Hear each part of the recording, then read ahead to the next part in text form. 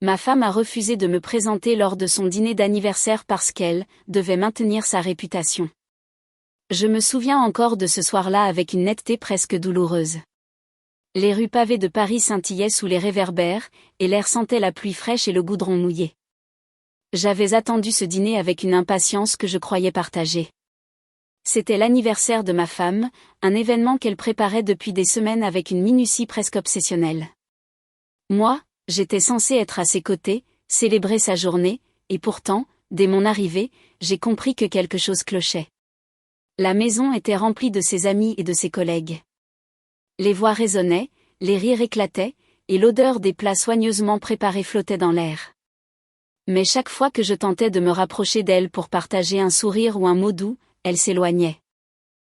Mon cœur s'est serré lorsque j'ai entendu sa décision silencieuse, elle ne voulait pas que je sois présentée à ses invités. La raison, qu'elle a donnée avec une froideur tranchante, était qu'elle devait maintenir sa réputation. Je me suis retrouvée à l'écart, une silhouette invisible parmi les convives.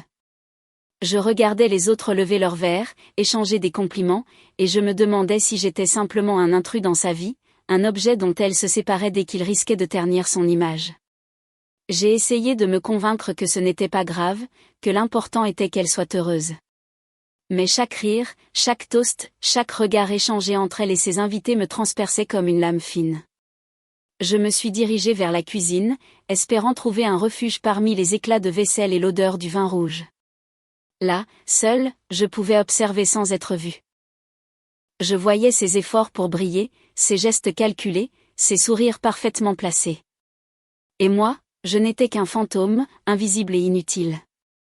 Le contraste entre l'image qu'elle donnait et la réalité de notre relation m'a frappé avec une intensité que je n'avais jamais ressentie. Je n'ai pas crié, je n'ai pas confronté ses invités. Ce n'était pas la peine.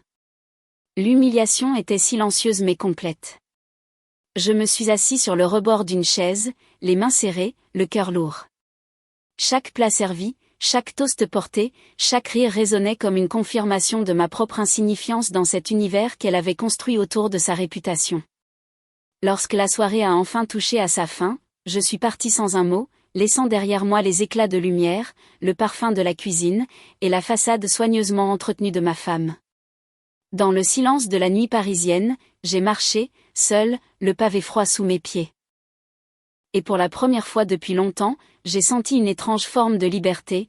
L'absence de reconnaissance peut être une douleur, mais elle peut aussi être le début d'un retour vers soi-même.